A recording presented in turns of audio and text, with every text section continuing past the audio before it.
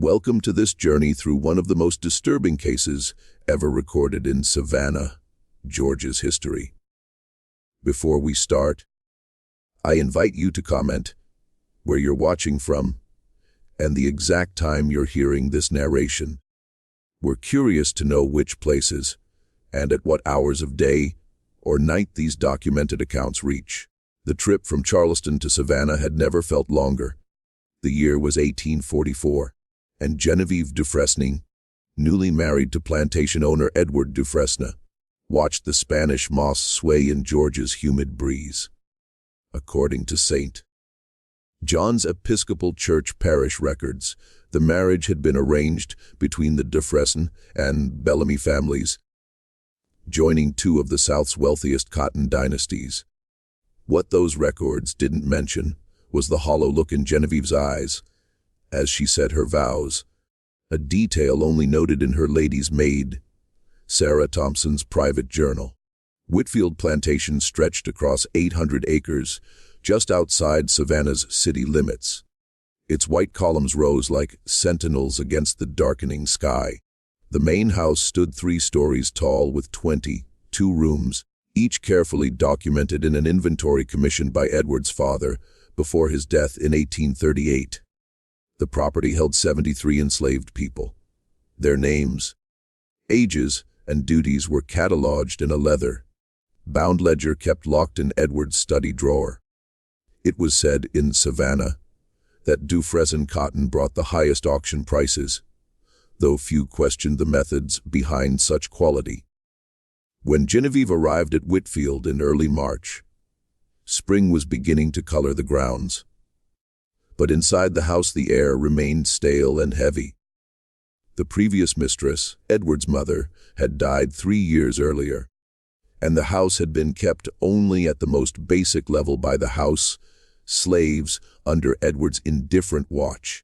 According to correspondence between Edward and his business associate James Hartwell, dated April 2, 1844, Edward wrote that taking a wife should finally bring proper order to the domestic sphere, allowing me to focus exclusively on business matters. The first weeks at Whitfield passed silently for Genevieve.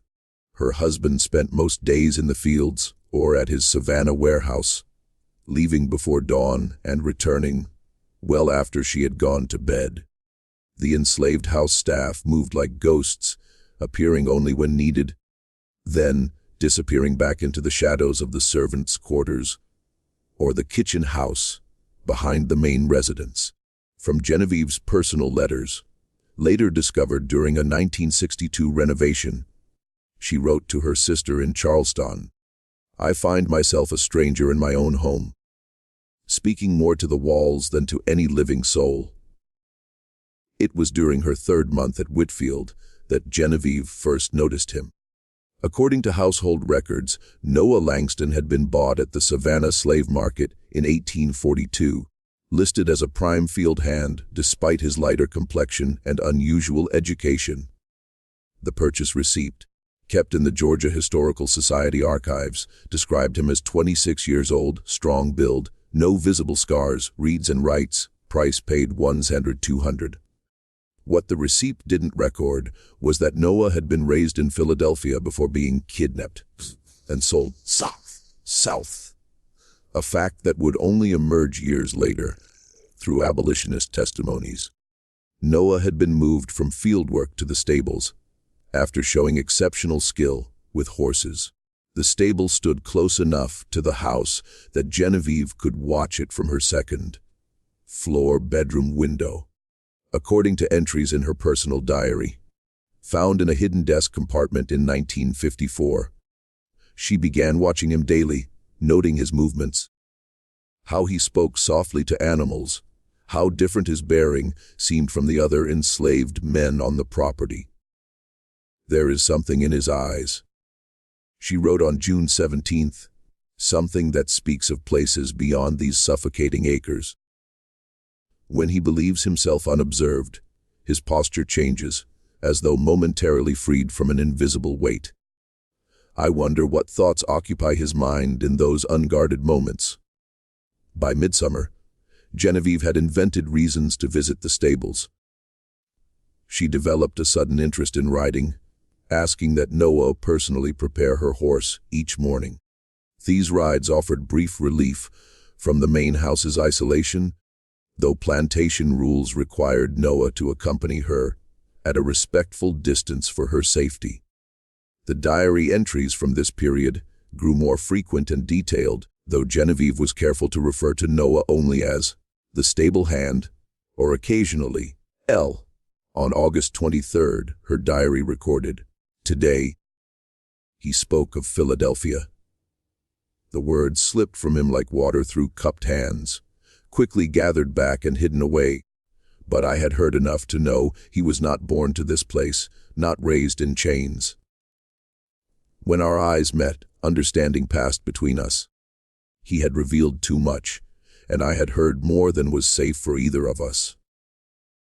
What began as curiosity turned into dangerous fascination, according to kitchen house gossip later documented by WPA writers in the 1930s.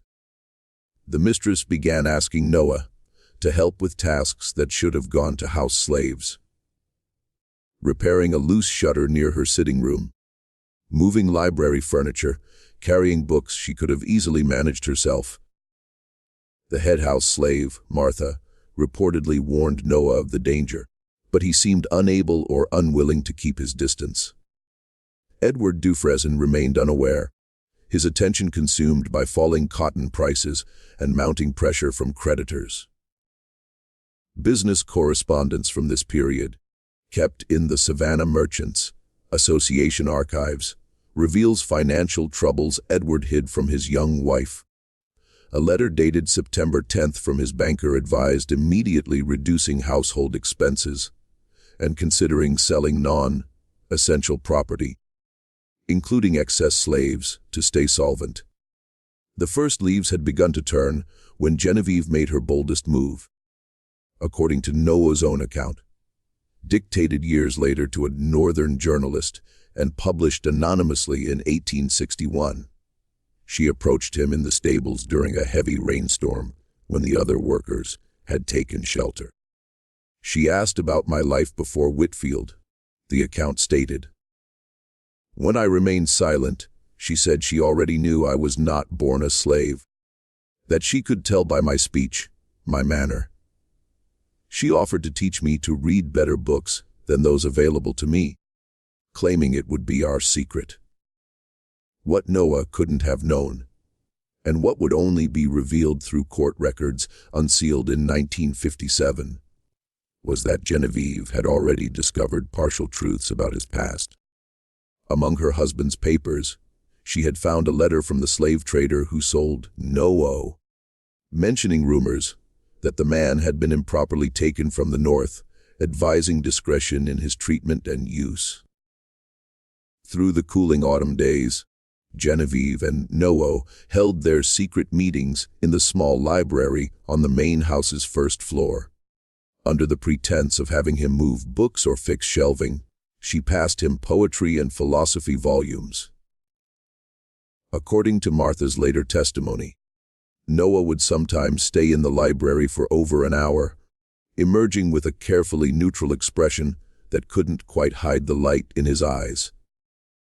On November 12th, Edward returned unexpectedly from a business trip to find Genevieve reading aloud while Noah stood nearby, ostensibly dusting shelves but clearly listening closely. The plantation ledger for that day contains a terse entry.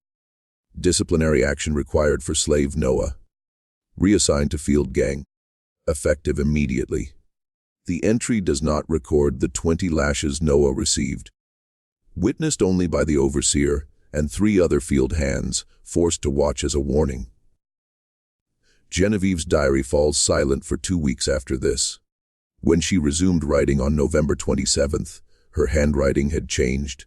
Tighter, more controlled. "I have made a grave error in judgment," she wrote. "My foolish behavior has caused suffering. I must remember my position, my duties, my place in this household." But the silence between them would not last. According to estate records, In early December, one of the kitchen slaves fell ill, creating a house staff shortage. Noah was temporarily brought back to the main house to help move Christmas decorations from the attic and assist with preparations for the annual holiday gathering the Dufresnes, hosted for neighboring plantation families. It was during these preparations that disaster struck. Martha, who kept her own secret record of household events in a series of carefully hidden notes found decades later beneath a floorboard in the servants' quarters, wrote that on December 18th. She saw Genevieve slip a folded paper into Noah's hand as he carried pine boughs into the main hall. Hours later, Edward found that same paper in his wife's writing desk, a half-finished letter outlining a plan for Noah to escape north with Genevieve's help. What followed is recorded only partially, through multiple and sometimes contradictory sources. The Plantation Punishment Book shows that Noah was locked in the equipment shed that night to be dealt with in the morning. Genevieve was confined to her bedroom, the door locked from outside. According to Martha's account, the house fell into an uneasy silence, broken only by Edward's heavy footsteps as he paced the library floor below, occasionally stopping to pour another glass of bourbon. Shortly after midnight, Martha reported hearing the master leave the house. About 20 minutes later, shouting erupted from the direction of the equipment shed, followed by a single gunshot. By dawn, rumors had spread through the slave quarters that Noah had somehow broken out of his confinement and attacked Edward when discovered. The master had defended himself, firing a shot that missed. Noah had fled into the night, his whereabouts unknown. This version became the official narrative, recorded in the Chatham County Sheriff's Report dated December 19, 1844. A reward notice for Noah's capture appeared in the Savannah Republican newspaper 3 days later, calling him dangerous and possibly headed north. No mention was made of Genevieve's role in the escape plan, but Martha's hidden notes tell a different story. Mistress somehow got out of her room that night. I heard her light steps on the back stairs. When master left, she followed after. What happened at the shed, only the three of them know. But I believe it was the mistress who opened that lock, not the boy breaking out as they claim. For the rest of December and into the new year, Genevieve remained sequestered in her room, emerging only for Christmas dinner with Edward's business associates and their wives. According to Eleanor Hartwell, wife of James Hartwell, who was present that evening, Genevieve appeared like a porcelain figure, beautiful but cold, speaking only when directly addressed, her eyes never meeting her husband's across the table. By February, Edward had hired a new stable master and publicly put the incident behind him.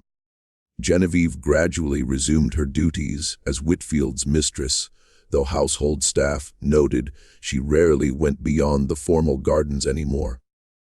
Her riding habit hung untouched in her wardrobe. The truth about that December night might have stayed buried forever, known only to those directly involved, had it not been for a discovery in 1868 after the war, when Whitfield Plantation had been abandoned and stood slowly decaying. A northern journalist researching a book on wartime experiences in Georgia explored the derelict property. In the collapsed remains of the equipment shed, he found a small tin box hidden in a wall cavity.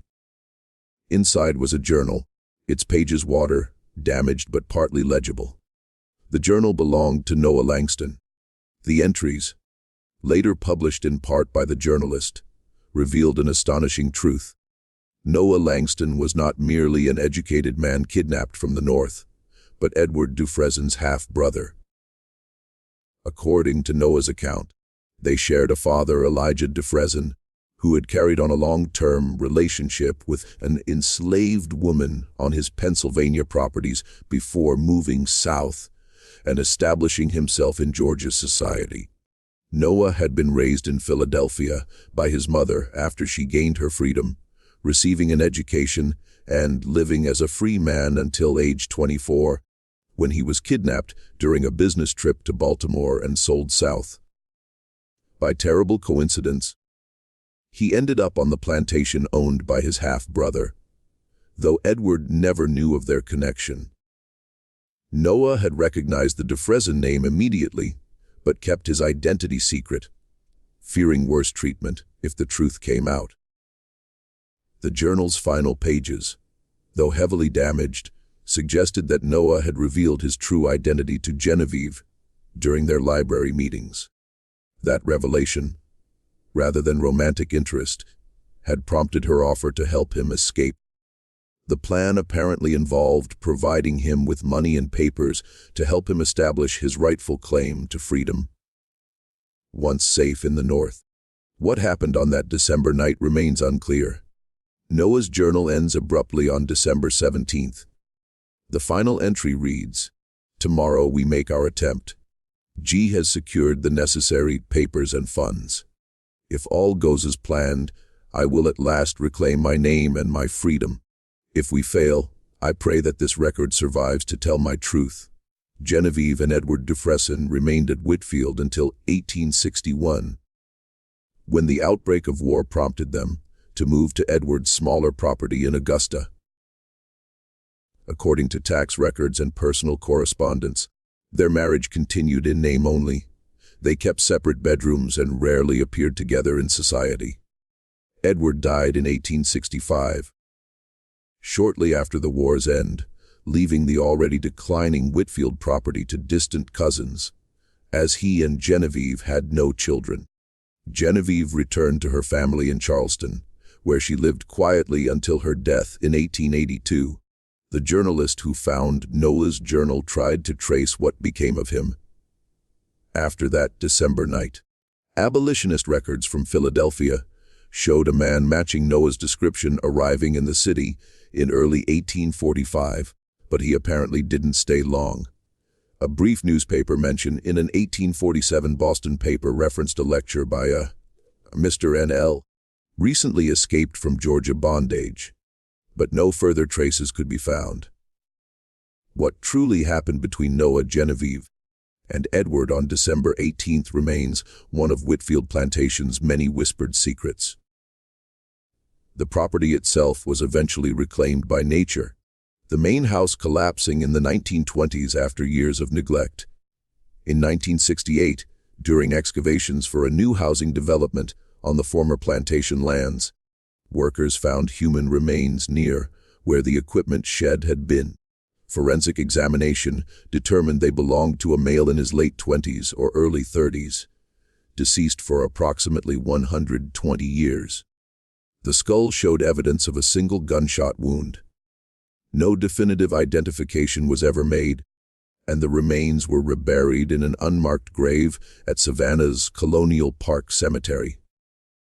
The housing development was eventually built, though residents have reported that the area near the old shed site feels unnaturally cold, even in Georgia's summer heat. The leather-bound ledger from Whitfield, now preserved in the Georgia Historical Society, contains one final cryptic entry in Edward's handwriting, dated December 20, 1844. Some secrets must remain buried. The integrity of the Dufresne name demands nothing less. Whether this referred to Noah's escape, his true identity, or something darker remains unknown. To this day, visitors to the former Whitfield property sometimes report glimpsing a figure on horseback in the early morning mist, riding toward the old road that once led north to freedom. The figure never reaches the road's end, fading from sight as the sun rises higher. Local historians dismiss these sightings as mere legend, while others wonder if some journeys remain unfinished, some truths still striving to be heard. Perhaps the most disturbing aspect of this story is not what we know, but what stays hidden. How many other families carried such secrets? How many identities were erased, connections severed, truths buried? The rotting papers and crumbling structures of our past hold countless, untold stories, waiting in silence for someone to finally listen. Genevieve Dufresne's diary, now housed in the University of Georgia's Special Collections, ends with an entry dated January 1st, 1845. The new year brings no renewal for me. I will perform my duties, maintain appearances, speak when spoken to. But part of me fled into the darkness that night, and I do not expect its return. Some escapes are permanent, others merely illusions. I pray he found the former, while I remain trapped in the latter. The shed where Noah was last seen still stood until 1959, outlasting the main house by decades. Those who explored the abandoned structure often reported an overwhelming sense of despair within its walls, as though the very air remained charged with the emotion of that December night. When the shed was finally demolished, workers found strange markings carved into the interior walls. Patterns some claimed were African protection symbols, while others recognized them as navigational guides used by those following the North Star to freedom. In 1965, an elderly woman claiming to be descended from Martha, the head house slave, came forward with a story passed down through generations in her family. According to this account, neither Edward nor Noah died that night at Whitfield. The gunshot was fired into the air during a struggle, and both men survived. What happened after remains speculation, though the woman insisted that Edward had discovered his relationship to Noah during their confrontation. A revelation that changed everything. The woman's story could not be verified, and historians generally dismiss it as folklore. Yet certain inconsistencies in the official records. Edward's unexplained two-week absence in January 1845, unusual withdrawals from his accounts, and letters referring to a family matter requiring discretion suggest there may be truth hidden within the tale. Whitfield Plantation has long since vanished, its boundaries blurred by time and development, but the questions it raises remain relevant. What defines family? How do we reconcile with hidden truths? And can we ever fully escape the past shadows? Perhaps the only certainty in this story is its uncertainty. The fragments of lives preserved in ink and memory, pieces of a puzzle that will never be complete. Like so many chapters of our collective history, the true story of Genevieve Dufresne and Noah Langston exists somewhere between documented fact and fading memory, between what was recorded and what was deliberately erased. The Spanish moss still sways in the Georgia breeze, whispering secrets we may never fully understand.